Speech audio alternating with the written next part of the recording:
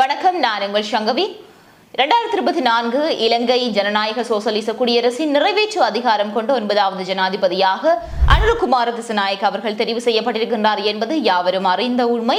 அந்த வகையில் இன்றைய தினம் காலை வேளையிலே அவர் ஜனாதிபதியாக பிரமாணம் எடுத்துக்கொண்டார். அந்த வகையில் அவர் பாத்தீங்கன்னு சொன்னால் பதவிக்கு வந்ததுமே நிறைய அதிரடியான அறிவிப்புகளையும் அவர் அறிவித்திருந்தார். அதனையுமே நான் இதற்கு முதல் காணொலியிலே பதிவிட்டிருந்தேன். அப்படி இருக்கின்ற பொழுது அவர் தற்பொழுது பாத்தீங்கன்னு சொன்னால் முப்படை தளபதிகளையும் சந்தித்து அவர்களுக்கான கட்டளைகளை பிறப்பித்திருப்பதாகவும் சொல்லப்படுகின்றது.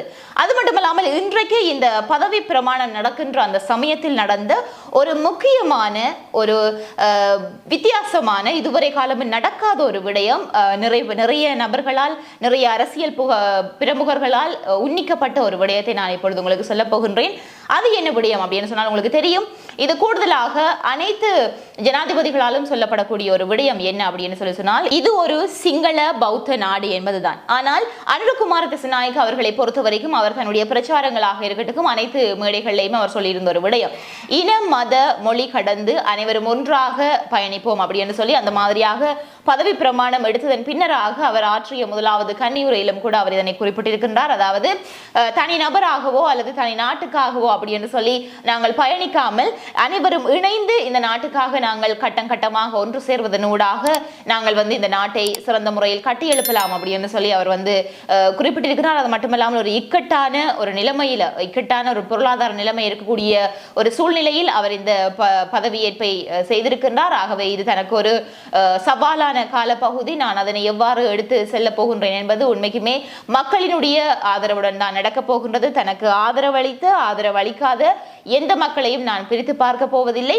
அனைத்து மக்களுக்காகவுமே எனது செயற்பாடுகள் இருக்க போகின்றது அப்படின்னு சொல்லி இருக்கிறார். அது மட்டுமல்லாமல் வெற்றி பெற்றதுமே அவரை செய்தியாளர்கள் சந்தித்து கேட்ட பொழுது உங்களுடைய நோக்கம் என்னவாக இருக்கின்றது, நீங்கள் எப்படியாக உணர்கின்றீர்கள் அல்லது ஜனாதிபதியானதும் நீங்கள் எவ்வாறு செயற்படுவீர்கள் அப்படின்னு எப்படியான ஒரு அரசாங்கத்தை கட்டியமைப்பீர்கள் என்று சொல்லுகின்ற பொழுது அவருடைய பதிலை கேட்டால் நிச்சயமாக சந்தோஷமாக இருந்தது. அந்த நேரம் அவர் சொல்லுகின்றது பீப்பிள்ஸ் ஃப்ரெண்ட்லி கவர்மெண்ட் அப்படின்னு சொல்லி, அதாவது மக்களுக்கு நட்புரிமை ரீதியில் அவர்கள் சுதந்திரமாக அரசாங்கத்துடன் உரையாடக்கூடியதோ அல்லது அரசாங்கத்தை கையாளக்கூடியதாகவோ இருக்கும். அவர்களுக்கு ஒரு நட்பு ரீதியான ஒரு உறவை அரசாங்கம் கொடுக்கும் என்கின்ற மாதிரியாக அவர் தன்னுடைய பதிலை கொடுத்திருந்தார். நிச்சயமாக பார்க்கின்ற பொழுது சந்தோஷமாக இருந்தது. அந்த வகையில் நான் சொல்ல வந்த விடயத்துக்கு வருகின்றேன். அதாவது இன்றைக்கு இந்த பதவி பிரமாணத்தின் போது நடந்த ஒரு முக்கியமான ஒரு எல்லாராலும் உன்னிக்கப்பட்ட ஒரு விடயம்.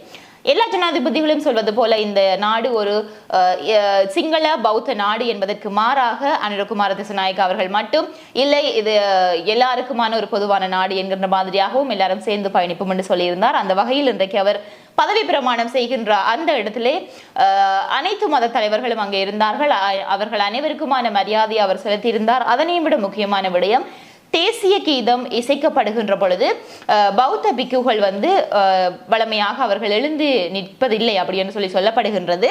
அந்த வகையில் அதாவது அவர்கள் அந்த நாற்காலியை விட்டே எழுந்திருக்க மாட்டார்கள் அப்படின்னு சொல்லப்படுகின்றது. அந்த வகையில் இந்த முறை 2024 இலங்கை ஜனாதிபதி தேர்தலில் வெற்றி பெற்று இன்றைய தினம் அவர் பதவியேற்ற பொழுது இந்த அனைத்து பிக்குகளுமே அங்கு வந்திருந்த அனைத்து பிக்குகளுமே தேசிய கீதம் பாடப்படும் போது எழுந்து நின்றதாக சொல்லப்படுகின்றது. அதற்கான புகைப்படங்களுமே வெளியிடப்பட்டிருந்தன. நிச்சயமாக அதனை கேட்கின்ற பொழுது அவரினுடைய தேர்தல் விஞ்ஞாபனத்திலும் சரி அவர் தேர்தல் பிரச்சாரங்களிலும் சரி கூறின அனைத்தும் உண்மைதான். அவர் எல்லாவற்றையுமே செயல்படுத்துவார் என்கிறது இதிலிருந்தே தெரிய வருகின்றது. அதனையும் விட முக்கியமான ஒரு விடயம், அவர்களுடைய ஆட்சியில் ரணில் விக்ரமசிங்க அவர்கள் முன்னாள் ஜனாதிபதியும் கூட அவர் ஜனாதிபதியாக இருந்த காலப்பகுதியில் பிரதமராக இருந்தவர் தினேஷ் குணவர்தன அவர்கள். ஆகவே அவர் தன்னுடைய பதவியை ராஜினாமா செய்திருந்தார், அந்த பதவியிலிருந்து விலகி இருந்தார்.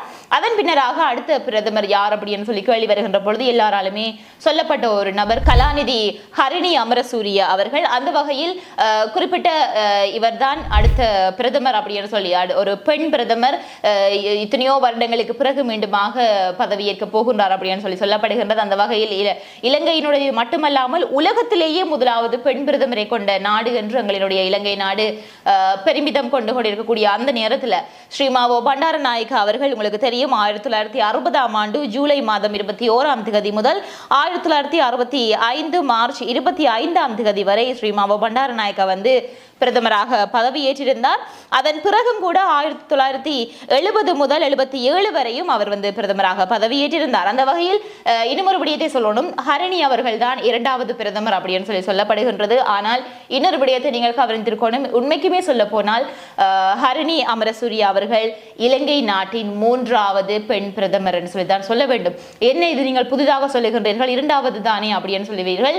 ஒருவேளை நீங்கள் சந்திரிகா அவர்களை நீங்கள், அதாவது சந்திரிகா பண்டாரநாயக்கா அவர்களை நீங்கள் பிரதமர் என்று நினைத்து விட்டீர்களா? அவர் ஜனாதிபதியாகத்தானே இருந்தார் அப்படின்னு சொல்லி நீங்கள் சொல்லலாம். அவர் ஜனாதிபதியாக இருந்தார். அதே சமயம் 1994 ஆகஸ்ட் மாதம் 19ஆம் தேதி முதல் 1994ஆம் ஆண்டு அதே ஆண்டு செப்டம்பர் மாதம் 12ஆம் தேதி வரை சந்திரிகா பண்டாரநாயக்கா அவர்கள் இலங்கையினுடைய பிரதமராக பதவியேற்று பதவி காலத்தில் இருந்திருக்கின்றார். அந்த வகையில் பார்க்க போனால் நிச்சயமாக ஹரணி அமரசூரிய அவர்கள் பதவியேற்கின்ற பொழுது அவர் 3வது பெண் பிரதமராக இருப்பார். அந்த வகையில் 1வது பெண் பிரதமர் என்ற பெருமையை கொண்ட எங்கள் நாட்டுக்கு மீண்டுமாக ஒரு பெண் பிரதமர் வருகின்றார். நிச்சயமாக ஒரு படித்த கல்விமான்களை கொண்ட ஒரு அரசாங்கமாக இது திகழப் போகின்றது என்பது திட்டவட்டமாக தெரிகின்றது. ஆகவே ஒரு படித்தவர்கள் கையில் ஒட்டுமொத்தமாக ஜனாதிபதியை தாண்டி ஏனைய நபர்களும் அந்த அமைச்சகத்தில் இருக்கக்கூடிய ஏனையவர்களுமே படித்தவர்களாக இருப்பது நிச்சயமாக எதிர்காலத்திலே சிறந்த மாற்றத்தை கொண்டுவருவதற்கான முதல் படியாகவே இருக்கின்றது. அந்த வகையில் இந்த ஹரணி அமரசூரிய அவர்கள் பதவியேற்று விட்டாரா என்ற ஒரு சந்தேகம் உங்களுக்குள்ளே இருக்கலாம். நிச்சயமாக அவர் இன்னுமே பதவி ஏற்கவில்லை. அதனை விட இன்னொரு விடயம், இது உத்தியோகபூர்வமாக வெளிவந்த தகவல்களும் கிடையாது. ஏனென்றால் இன்னமும் அமைச்சரவை கூடியோ அல்லது இவரைத்தான் நாங்கள் பிரதமராக தெரிவு செய்கின்றோம் என்று சொல்லி இன்னும் உத்தியோகபூர்வமாக யாருமே வெளியிடவில்லை. இருந்தாலும் ஹரணி அவர்கள் தான் அடுத்த பிரதமர், 3வது பெண் பிரதமர் என்று சொல்லப்படுகின்றது. அந்த வகையில் அவர் பிரதமர் ஆனாலும் ஆச்சரியப்படுவதற்கில்லை. இனிமேல் உண்மைக்குமே சொல்ல போனால் புதிய ஒரு அரசாங்கம் கட்டியெழுப்பப்பட்டதும், அதாவது எல்லாரையுமே உள்வாங்கி ஒரு சரியான ஒரு அரசாங்கம் உருவாக்கப்பட்டதும் எவ்வாறான மாற்றங்கள் நாட்டுக்கு உருவாக போகின்றது, கொண்டு வரப்பட போகிறது என்றாலுமே உங்களைப் போலவே நானும் பார்ப்பதற்கு ஆவலாக இருக்கின்றேன். அது மட்டுமல்லாமல் தற்பொழுது நான் உங்களுக்கு சொல்வது போலவே இன்னும் நிறைய விடயங்களை உங்களுக்கு காணொலிகளாக தரலாம் என்று நினைக்கின்றேன். நான் இப்பொழுது உங்களிடம் கேட்கக்கூடிய ஒரே கேள்வி, அனுரகுமார திசாநாயக்கா அவர்கள் யார்? இந்த அனுரகுமார திசாநாயக்கா என்பதை அறிவதற்கு உங்களுக்கு ஆவலாக இருக்கின்றதா என்றதை அறிய நான் ஆவலாக இருக்கின்றேன். காரணம், இதற்கு நீங்கள் எத்தனை பேர் ஆம் என்று பதில் தருகின்றீர்களோ அந்த ஆம் என்ற பதில்களை பொறுத்து நான் யார் இந்த அனுரகுமார திசாநாயக்கா என்ற ஒரு காணொலியை உங்களுக்கு தரலாம் என்று நினைக்கின்றேன். காரணம், அவரை பற்றிய நிறைய சுவாரஸ்யமான விடயங்கள் இருக்கின்றது, நிறைய என்னென்று சொல்வது, ஒரு வியப்பை ஏற்படுத்தக்கூடிய நிறைய விடயங்கள் இருக்கின்றன. ஆகவே ஒவ்வொன்றாக நாங்கள் பார்க்கலாம். உங்களுக்கு அந்த காணொலி தேவை என்றால் ஆம் என்று பதிவிடுங்கள், நான் உங்களுக்கு தருகின்றேன். ஆகவே மறக்காமல் உங்களுடைய கருத்தை பதிவு செய்ய மறந்து விடாதீர்கள். அது மட்டுமல்லாமல் சங்கவி தி ஐகான் சேனலை சப்ஸ்கிரைப் செய்து பக்கத்தில் இருக்கக்கூடிய பெல் பட்டனை கிளிக் செய்து ஆல் என்கின்ற அந்த ஆப்ஷனை நீங்கள் வைத்துக் கொள்ளுங்கள். காரணம், அதற்கு பின்னராக நான் போடக்கூடிய அனைத்து காணொலிகளும் உங்களுக்கு உடனுக்குடன் அப்போதுதான் நோட்டிபிகேஷன்ஸாக வரும். உடனுக்குடன் நீங்களும் பார்த்து தெரிந்து கொள்ளலாம். ஆகவே தொடர்ச்சியாகவும் என்னுடைய காணொலி பிடித்திருந்தால் லைக் பண்ணுங்கள். அது மட்டுமல்லாமல் இனியவர்களுக்கும் பகிர்ந்து கொள்ளுங்கள். இதே மாதிரியாக இன்னும் ஒரு காணொலியில் நான் உங்களை சந்திக்கிறேன்.